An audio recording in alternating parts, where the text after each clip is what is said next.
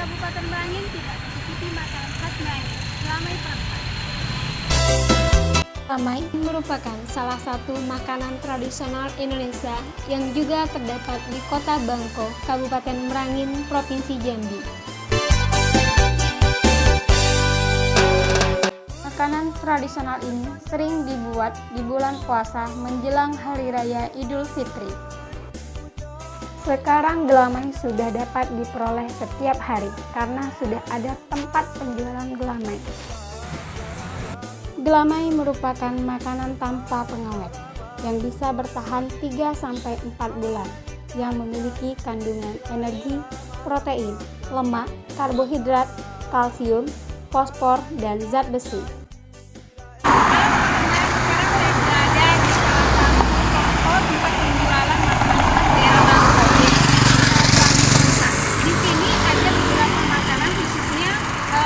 Gelamai perempat. Yuk kita lihat.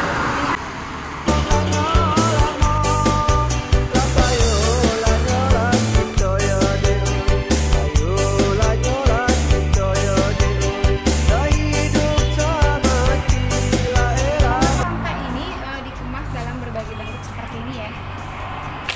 Harganya bervariasi loh.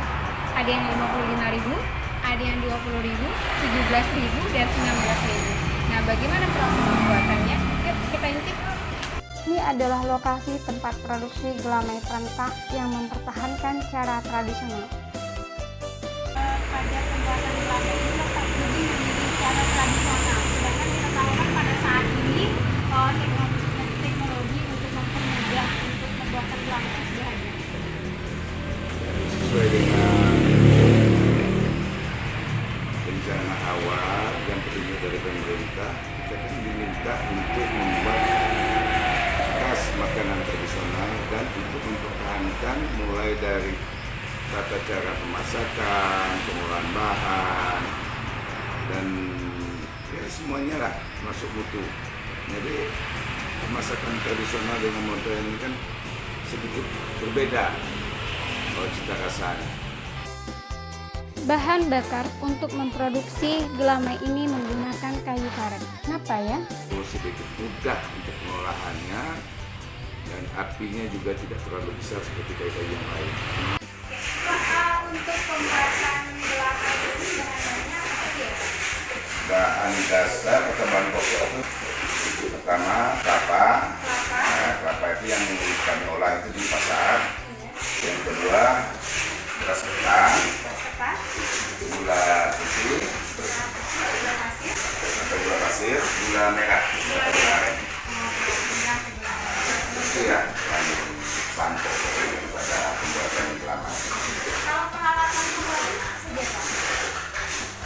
Peralatannya itu terdiri dari kuali besar, seperti ini, pengacau atau pengaduk. Kalau seperti bahan pembuatan gelamai,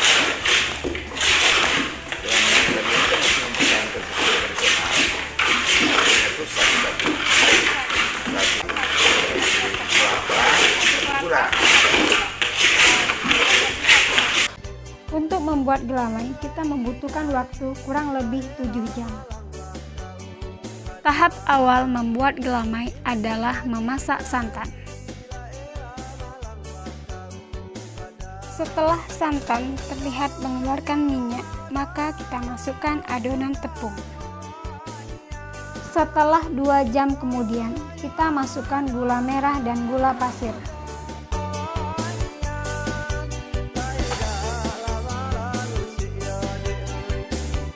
Setelah masak, diangkat dan didinginkan.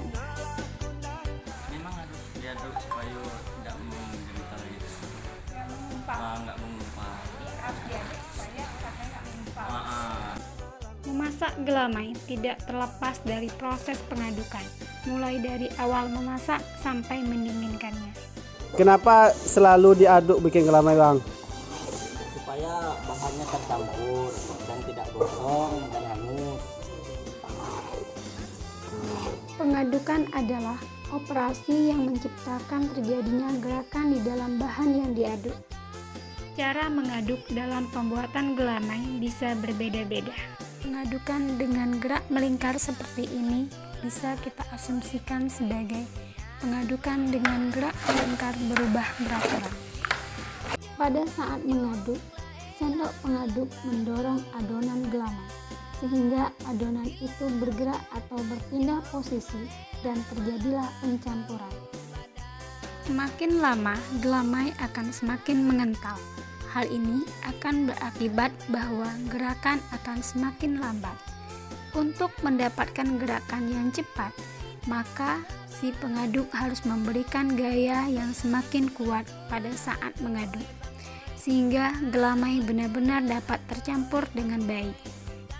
Pencampuran bertujuan untuk mengurangi ketidaksamaan kondisi suhu atau sifat yang terdapat dalam suatu bahan, sehingga semua bahan tercampur secara merata dan gelamai masak secara rata. Ini gelamai perentak.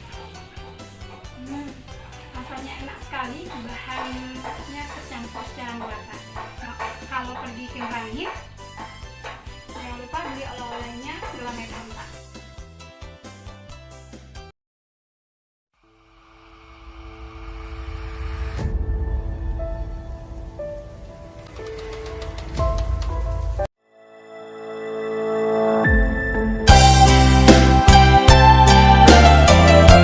Satu desa yang ada di Kecamatan Bangko adalah Desa Kungkai, yang terkenal dengan negeri Datuk Nan Balimo Alam Nan Barajo.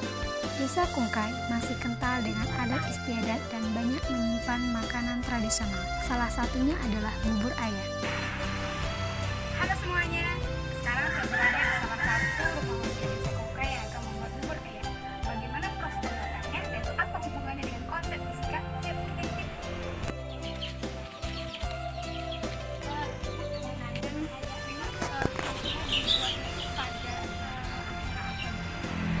pada acara antara pernikahan dan sunatan dan syarat. Jadi bubur ayam itu dibuat ketika ada acara antara pernikahan, sunatan ataupun untuk konsumsi sehari-hari ya. Ya.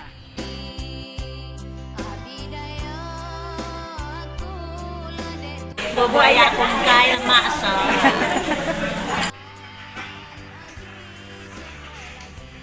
Bubur ayam Kungkai maksa. Untuk bahannya apa ya membuat bubur ayam? Tepung beras, Tepung beras, tepung gendum, gula, gula, gula, garam, garam, vanile, vanili, santan. santan. Untuk peralatannya, alat-alat yang dibutuhkan untuk membuat bubur ayam, Ayamnya periuk, periuk, apalagi sendok ya, sendok, saringnya, saring salam. Yang makan ayam. Memasak adalah proses pemberian panas pada bahan makanan yang dimasak. Pertama, pastikan kita sudah menyiapkan santan. Kemudian kita membuat adonan tepung, yaitu campuran tepung beras dan tepung terigu dengan menggunakan air hangat. Setelah itu santan kita masak sambil diaduk-aduk ya. Setelah mendidih, adonan tepung tadi diayak. Kemudian kita masukkan vanili, gula, garam. Setelah beberapa saat, bubur bisa diangkat dan dinikmati. Aduk tepung dengan menggunakan air hangat. Kalor yang diberikan melalui air hangat akan digunakan untuk mengubah tekstur adonan tepung menjadi lebih lembut. Kalor juga bisa merubah suhu suatu zat. Ketika santan dimasak, lama-kelamaan suhu santan akan semakin naik. Coba kalian sentuh santan, terasa panas ya? Kalor yang mengalir dari kompor ke santan digunakan untuk menaikkan suhu santan. Itu yang kita kenal dengan kapasitas kalor. Sampai titik didih, santan akan mendidih. Setelahnya mendidih, tepungnya diayak, masukkan gula dan garam.